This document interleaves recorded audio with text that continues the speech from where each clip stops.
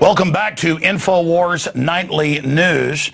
I want to look at the psychology now of the establishment that we have here in the West that is dog training us to basically submit to being treated like maximum security prisoners. That's what's happening with the tossing of our luggage and the groping of our wives and children at the hands of the TSA, now running checkpoints on the highway. And the bureaucratic class owned by the big offshore megabanks is teaching everybody, including House members and senators, that they are slaves, evidenced by the Rand Paul situation, detained for 2 hours, which is totally illegal. And now the New York Times is saying you weren't detained because the TSA says so, the same TSA that's been caught lying about groping children. Then they always say, well, we're going to stop now, and then don't stop. The same ones that said that those old ladies weren't strip searched. They've now apologized and admit they had. The same TSA that's come out and said, hey, Johns Hopkins University radiology department says no cancer risk from the scanners. And the head of the radiology department said, we actually put out a report saying there is a cancer risk. They're lying. They're counting on you basically just rolling over, playing dead, learned helplessness. That's what's happening. And we're going to be talking to Pete Kofod, consultant, researcher, journalist, here in just a moment about his article, The Rise of the Praetorian Class, here in just a moment, and how it ties into all of this. But I want to read a quote from his piece. As the Praetorian class ascends, the clear, albeit unstated message that emerges is that the actions and events in the economic class only occur with its tacit consent.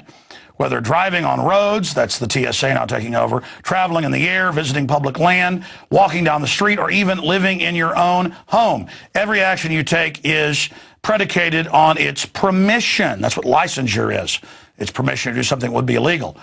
And it goes on. By preconditioning the populace to enforcement of its edicts, most of which are completely arbitrary, the Praetorian class sets itself up for a high degree of autonomy in its actions.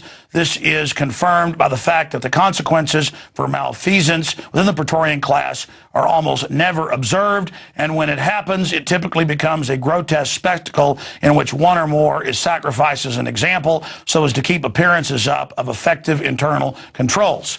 And it's a lengthy article. It's all very, very well written. And he's really codified separately what I've just organically learned and tried to describe in my sputtering, long-winded fashion. But this is an act of just arbitrary control. It's about when we say jump, you say how high. It's about doing ridiculous things when your government masters order you to do so. It's ridiculous so they can take you 1,000,000 miles, not just 5 or 6 inches down the road towards tyranny. And then even if you try to fight your way back towards liberty, they've taken you so far down the rat hole, you don't even really know what country you're in anymore. And that's why so much of the police state is Kafkaesque. They're not going with a velvet glove over the iron fist. It's meant to be over the top. Black uniforms, big sis, homeland security, more Orwellian than Orwell when it comes to surveillance. It's meant to be over the top.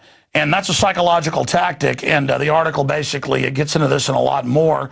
And so he's got a long bio. I think I'll let Pete, break down exactly what he wants to say about himself for you right here, and then we'll give him the floor for about 20 minutes to break down the Praetorian class. Pete, thank you so much for coming on with us today. You bet, Alex. Good to be here.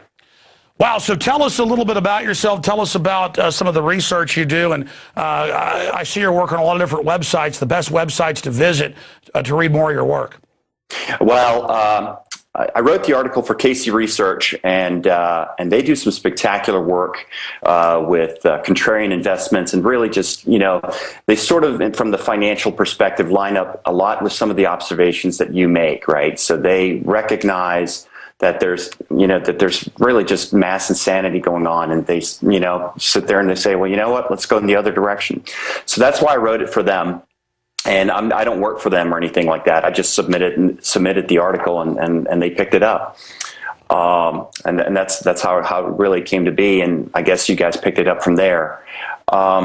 a little bit about me is I run an IT consulting firm today, but before that I was in the service and basically went on active duty in the late 80s and was on active duty through the mid 90s. And and actually ended up then joining the National Guard, here, right before 9/11. And one of the things that I guess that I've noticed is a disturbing trend over the last 20 years, and that is that the military has become, and I can speak much more to that from a personal perspective, the presence has become so much more patent.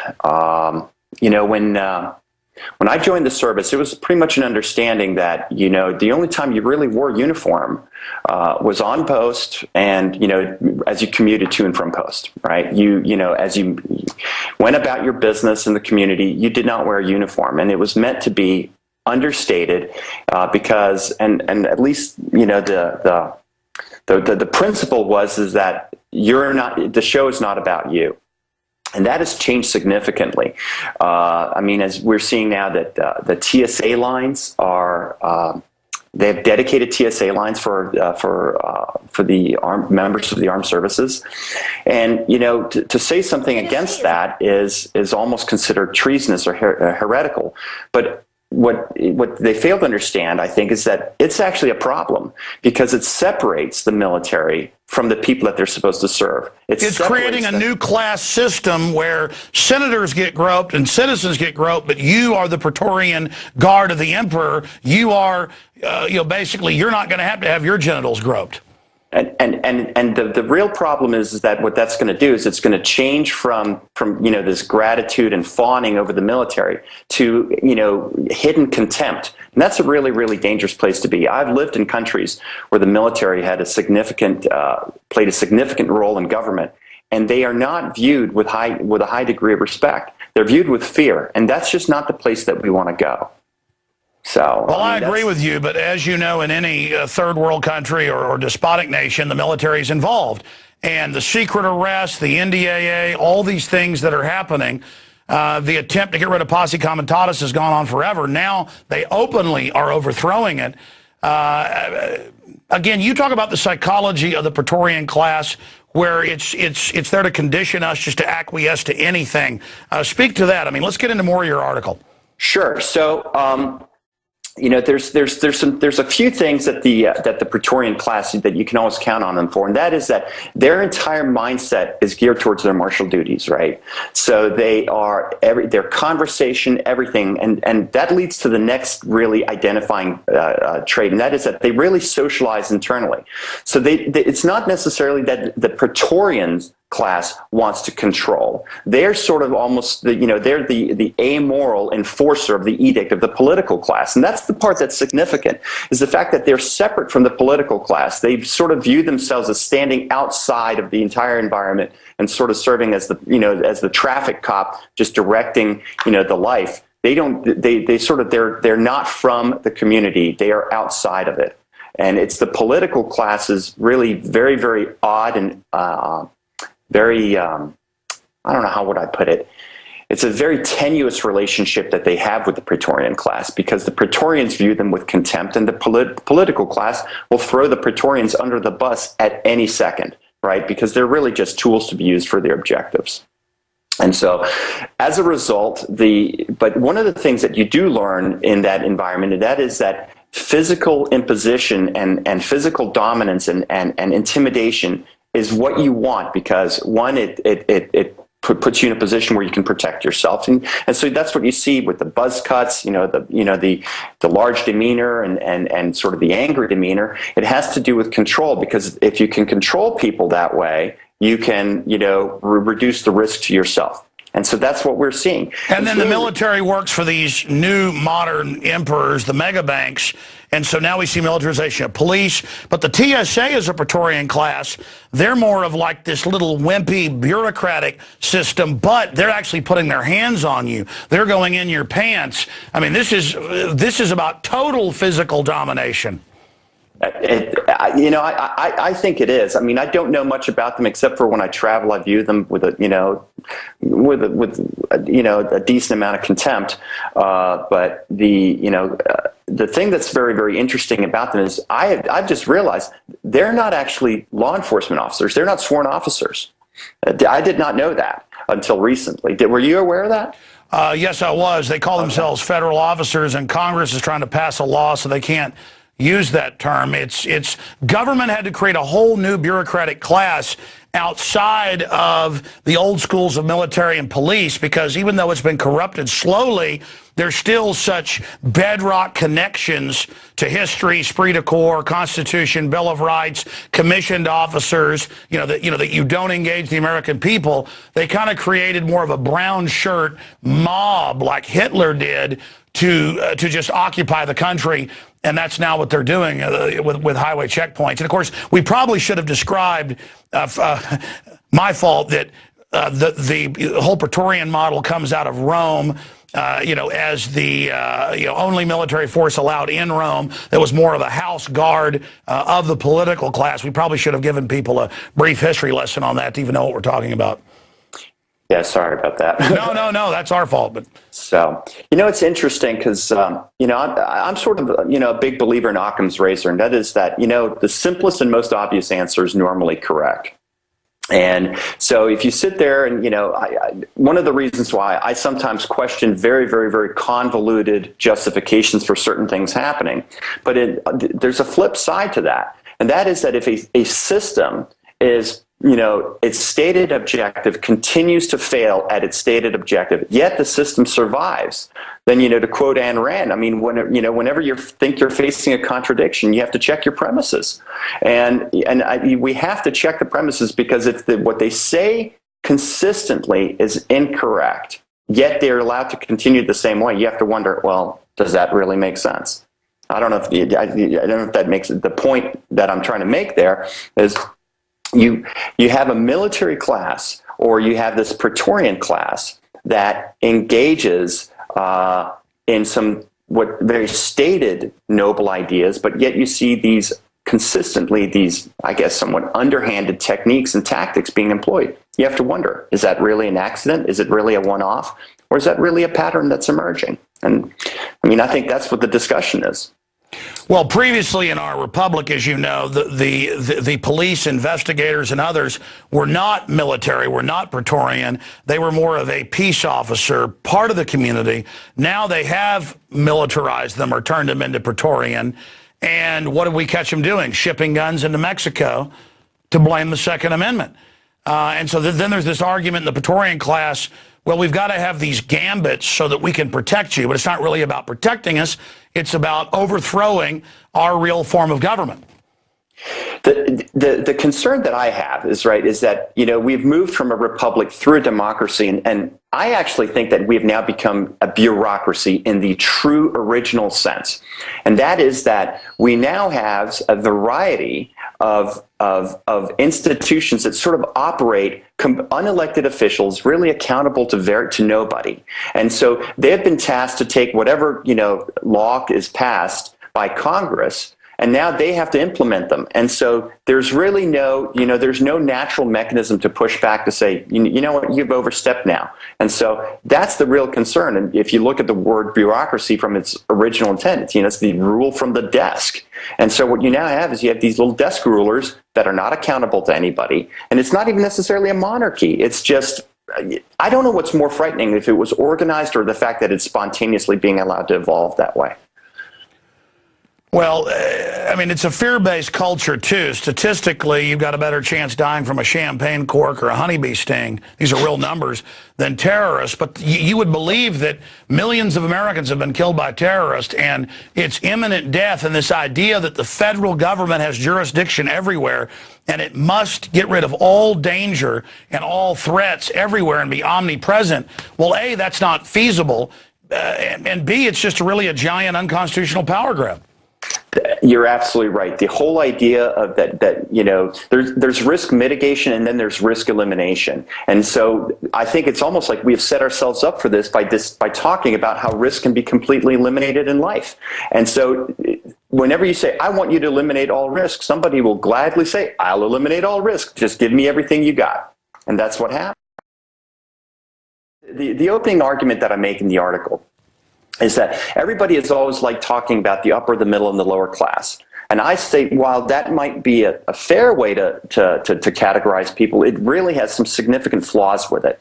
Number one is that it's a completely arbitrary classification, which lends itself to the class warfare that we're seeing, because somebody's upper class is somebody else's middle class, and then, and so those boundaries are completely vague, and it really lends itself to an us versus them type of an environment.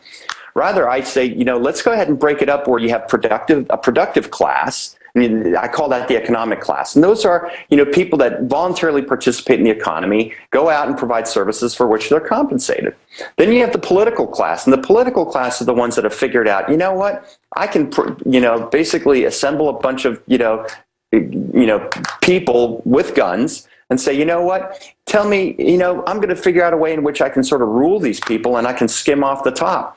And as that racket continues, they have to develop sort of an enforcement arm, very similar to the way the mob works, where they have to have enforcers that to go out there and collect the protection money. And so that's what develops eventually into, initially you just have this small, protection arm, and eventually they become a class completely onto their own because the dragon has been fed that much. And so I go through and I describe what that Praetorian class looks like, right? It's largely going to be your military and your primary law enforcement, but it also becomes, when you have the Department of Education with a SWAT team, good grief, what's that all about? And, all these other entities that now, feel that they have to belly up to the bar because they want to, really want to raise the game. And it's very, very, very frightening. And because there's so much noise in our culture today, people don't even take the time to notice it.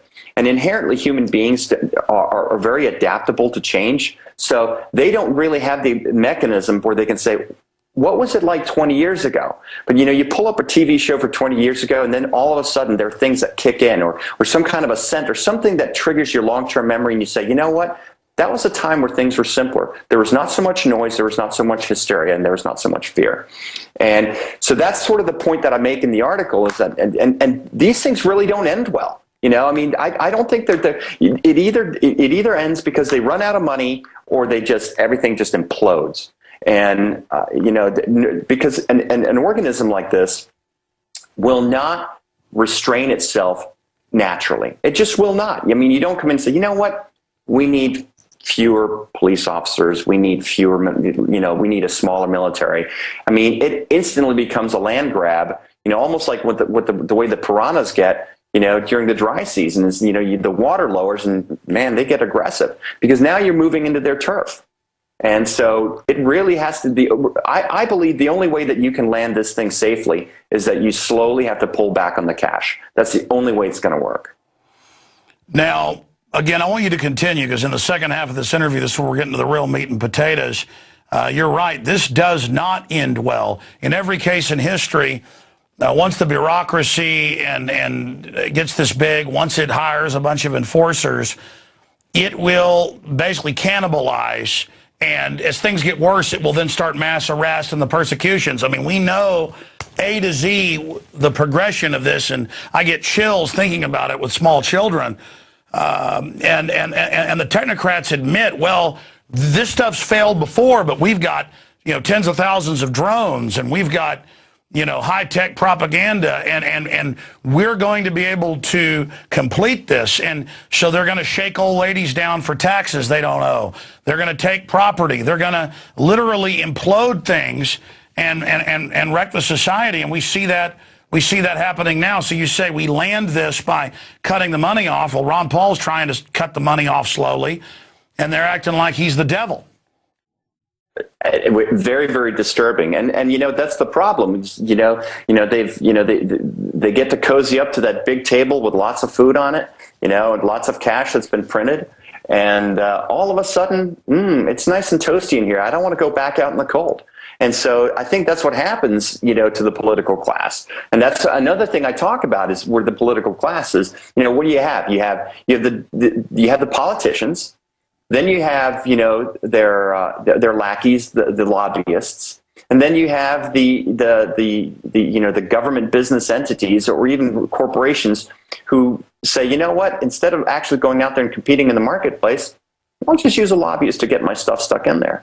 And And that's actually, the part that's probably the most concerning, is because what you see is literally just a revolving door, politician to lobby to corporate, back, boom, boom, boom. And so there's really no incentive for anybody to say, you know what, who wants to stop the self-licking ice cream cone, right? So it just keeps on going. But we can see that it's degenerating now. Yourself, an Army officer, talking to military people. Overall, are you seeing them starting to have some concern and recognize this system we're entering? Very much so, and that's those are some of the things I think that I guess as an entrepreneur I'm an eternal optimist, is that when I talk to them they recognize these things, because the vast majority of them are good people, and every organization will have its psychopaths that enter the fold, but by and large these are honorable people. They may not have been taught to recognize, or it's been groomed out that you don't really look too far outside your lane, but I mean they have a sense of what's right and wrong, and on top of that, everybody in their heart of hearts, when they're sitting in by themselves in the quiet, they know when something's wrong.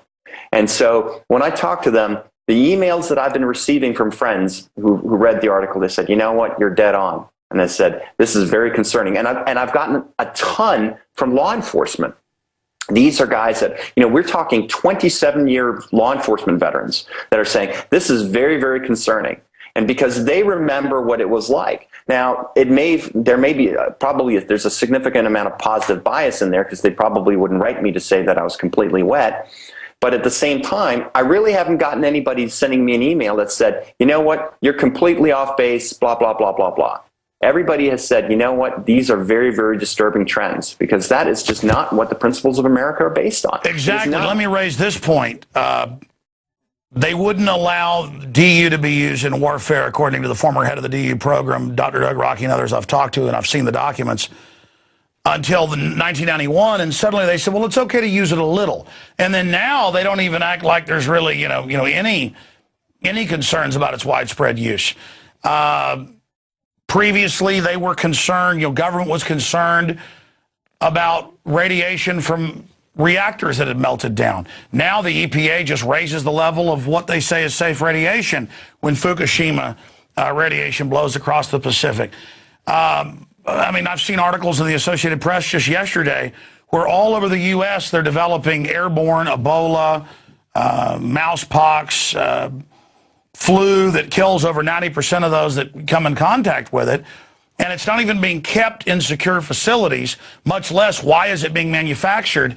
And there's almost like a reckless craziness going on. Like a few years ago in China, they executed a bunch of executives because they were putting melamine in powdered milk because it would fool the tester for the protein level, and it killed people. Well, it killed some people here and made them sick, and I can pull the article up where the EPA just came out and said, or the FDA in that case, well, more melamine is just okay for you now. So, you talked about going crazy.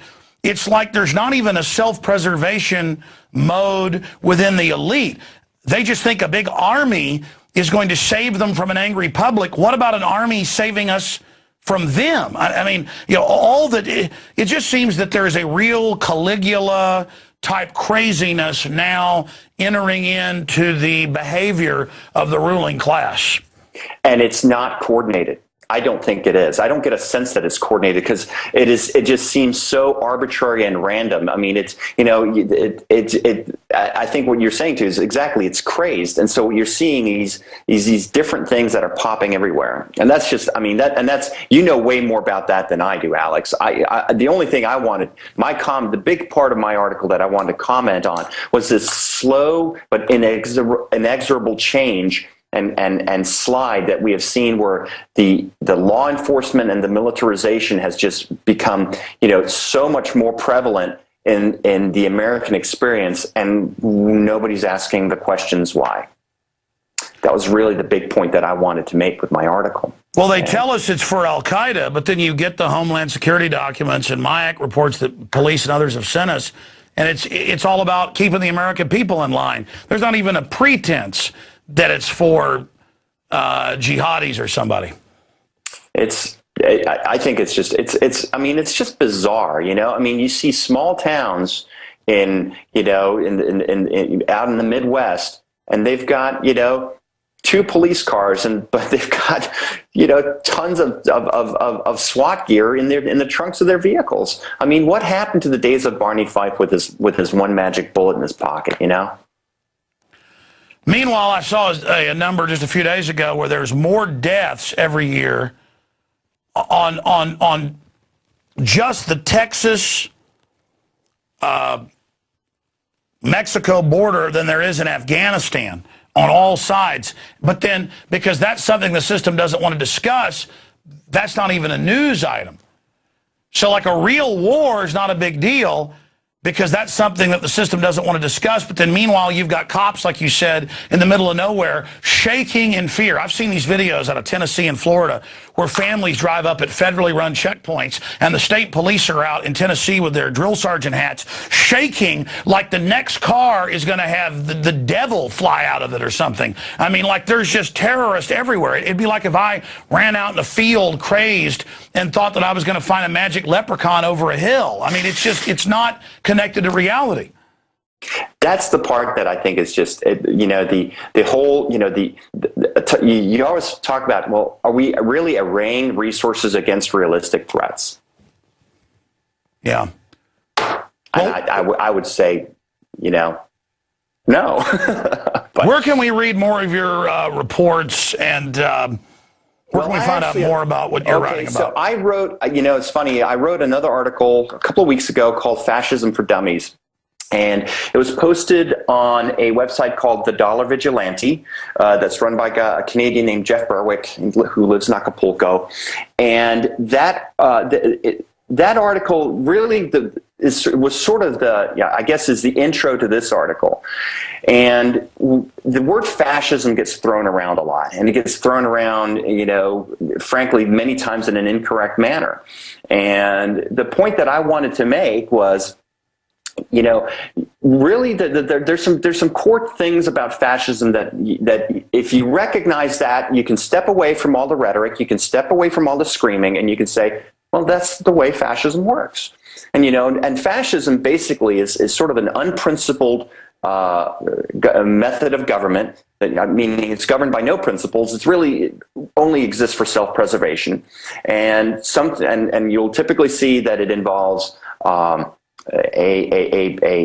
very, very, I guess, perverse relationship with the market, meaning that they have, you know, preferred vendors and providers that they then will subsidize, and sometimes they'll claim that they're pro-market, and yes, we're all about the market, and then other times they'll say, no, we need to put the kibosh on that because of the good. And it's completely arbitrary. It's whatever is in their own self-interest. It has nothing to do with being governed by principles that really transcend them. So the name of it, as I said, the article was called Fascism for Dummies. It's a quick little 3-page primer, and the idea was, you know, read it, and, you know, maybe they'll put a little context into, you know, all these articles you read about fascism. So that was another article I wrote, and I'm in the process of writing some more articles that I'm probably going to submit out either through the Dollar Vigilante or Casey Research. Well, very exciting, Pete Kofod. Thank you so much for spending time with us. And anytime you want to send something over to Infowars.com, we'd certainly like to post it as well, because you've certainly done a great job in these articles that I've read. You know, fascism is more rule by gangs, special interest, combines, cartels, and that's basically what we've got here is a pure form of fascism that we're segueing into, whereas communism kind of kicks off one way, but pretty much always devolves into fascism, you know, special interest. There's no doubt we've got a planned economy now that is consciously moving towards that. But at the same time, it's so badly coordinated, and the elites are so undisciplined that it's going to be wild. Undoubtedly, it's going to be a mess. Oh yeah, we're about to see insanity. And if they think a bunch of guns and black uniforms are going to somehow, and a bunch of drones are going to fix their own people not coming into work and stealing everything, I mean, I hope we just collapse like a third world country. I mean, I hope that we got the country back and go back to the republic. But it'd be better to just collapse into a banana republic than to become this big evil fortress empire Borg system that I think the establishment thinks they're going to have. There's nothing wrong with an edifice collapsing, provided you're not standing right next to it. Exactly. Hey, thanks a lot for joining us. No, you bet, Alex. Thank you.